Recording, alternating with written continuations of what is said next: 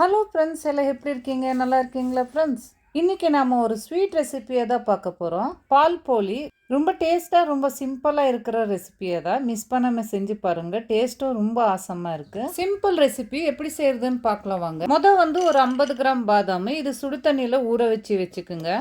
இன்னொரு கப்பில் ஒரு 20 கிராம் கேஷ்யூ நட்டு, ஒரு 15 கிராம் பிஸ்தா, ஒரு 2 டீஸ்பூனு கசகசா, இது கொஞ்சம் சூடாக இருக்கிற பாலோட ஊற வச்சுக்குங்க.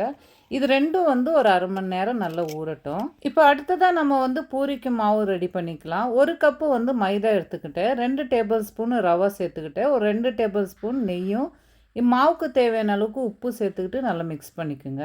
மாவு நல்லா மிக்ஸ் பண்ணிக்கோங்க. இந்த ரவா, நெய், இந்த உப்பு எல்லாம் சேர்த்துட்டு நல்லா மாவு இந்த மாதிரி மிக்ஸ் பண்ணிக்கோங்க. ரொம்ப நல்லா மிக்ஸ் ஆகிடுச்சுன்னா நல்லா இருக்கும். இப்போ இந்த மாவுக்கு தேவையான அளவுக்கு தண்ணீர் சேர்த்துக்கிட்டு நல்லா மிக்ஸ் பண்ணிக்கோங்க. கொஞ்சம் கொஞ்சமாக தண்ணியை சேர்த்துக்கிட்டு யூஸ்வலாக நம்ம சப்பாத்தி பூரி மாவு பேசுகிறோம் இல்லையா, அந்த மாதிரி மாவு மிக்ஸ் பண்ணி ரெடி பண்ணி வச்சுக்கோங்க.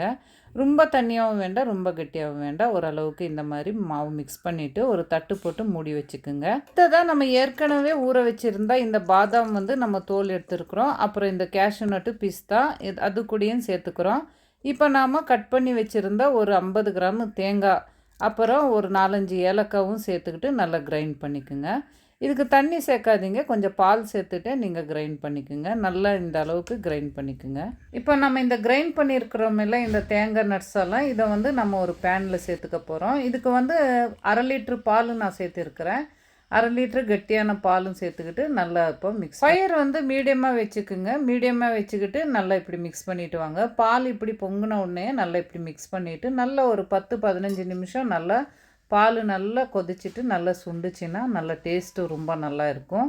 பாருங்கள், இந்த சைடில் ஒட்டி இருக்கிறதெல்லாம் இந்த மாதிரி நீங்கள் எடுத்து விட்டுட்டு இந்த பாலில் மிக்ஸ் பண்ணிக்கிட்டே வாங்க. ஒரு 10 நிமிஷம் இப்படியே பாலாக மிக்ஸ் பண்ணிட்டு வாங்க. பால் பாருங்கள் இப்போ நல்லா சுண்டி வந்திருக்குது. இந்த டைமில் நீங்கள் இதுக்கு தேவையான அளவுக்கு ஒரு 100 கிராம் சர்க்கரை, சுகரு இது கூட சேர்த்துக்கிட்டு மிக்ஸ் பண்ணிட்டு வாங்க. பாருங்கள், சுகரு நல்லா மெல்ட் ஆயிடுச்சு பாருங்கள். கடைசி இந்த பாலுக்கு கட் பண்ணியிருந்த பாதாமும், முந்திரி, பிஸ்தாவும் சேர்த்துக்கிட்டு மிக்ஸ் பண்ணிக்குங்க. பாருங்கள், ரொம்ப நல்லா வந்துருச்சு இந்த பால். ரொம்ப டேஸ்ட்டும் ரொம்ப நல்லா இருக்கும். பால் ரெடி ஆயிடுச்சு, ஒரு சைடில் வச்சுருங்க. இப்போ நம்ம பூரி செய்யலாம். மாவு 1/2 ஹவருக்கு முன்னாடியே நான் மிக்ஸ் பண்ணி வச்சுட்டேன். பாருங்கள், மாவு நல்லா ஊறி இருக்குது. இப்போ நம்ம இதை பூரி ரெடி பண்ணிடலாம். மாவு நீங்கள் இன்னும் எக்ஸ்ட்ரா கொஞ்சம் நேரம் விட்டால் கூட மாவு ரொம்ப சாஃப்டாக இருக்கும். அரை மணி நேரம் விட்டால் போதுமானது. உங்களுக்கு எந்த அளவுக்கு டைம் இருக்குதோ அதை பார்த்து நீங்கள் ரெடி பண்ணிக்கோங்க. மாவு சின்ன சின்னதாக எடுத்து கூட நீங்கள் தனித்தனியாக செப்பரேட்டாக பூரி தட்டிக்கலாம். நான் பெரிய ஷீட்டாக ரெடி பண்ணிக்கிட்டு அப்புறமா சின்ன சின்னதாக பூரி மாவை நான் கட் பண்ணிக்க போகிறேன். இந்த மாதிரி ஒரு சின்ன பவுல் வச்சு நீங்கள் எந்த அளவுக்கு வேணும் அந்த மாதிரி இந்த ரவுண்டாக கட் பண்ணி எடுத்துக்கலாம். இப்போ மீடியம் சூடாக இருக்கிற ஆயிலில் நீங்கள் இந்த பூரியை ஒன்றா விட்டு நீங்கள் நல்லா ஃப்ரை பண்ணி எடுத்துக்கோங்க. பாருங்கள், இந்த மாதிரி ரொம்ப நல்ல பூரி வரும். கிறிஸ்பாகவும் இருக்கும், உள்ள சாஃப்டாகவும் ரொம்ப நல்லா இருக்கும். பாருங்கள், சின்ன சின்னதானா இந்த மாதிரி சைஸில் நீங்கள் போட்டு எடுத்துக்கோங்க. இந்த பாலோடு சாப்பிடும்போது பூரி டேஸ்ட்டும் ரொம்ப நல்லா இருக்குது. இந்த மிஸ் பண்ணாமல் இதுவும் செஞ்சு பாருங்கள். இல்லைன்னா உங்களுக்கு சைஸ் கொஞ்சம் பெருசு வேணும்னா கூட இந்த பெரியதாக இந்த மாதிரி நீங்கள் விட்டு கூட நீங்கள் அழகாக இந்த மாதிரி பூரி போட்டு கூட நீங்கள் பால் பூரி செஞ்சு சாப்பிட்டு பார்க்கலாம். ரொம்ப டேஸ்ட்டும் ரொம்ப நல்லாயிருக்கும். ரொம்ப சிம்பிளான ரெசிபி, டேஸ்ட்டும் ரொம்ப நல்லா இருக்குது. ரொம்ப ஹெல்த்தியான பூரி, பால் பூரி.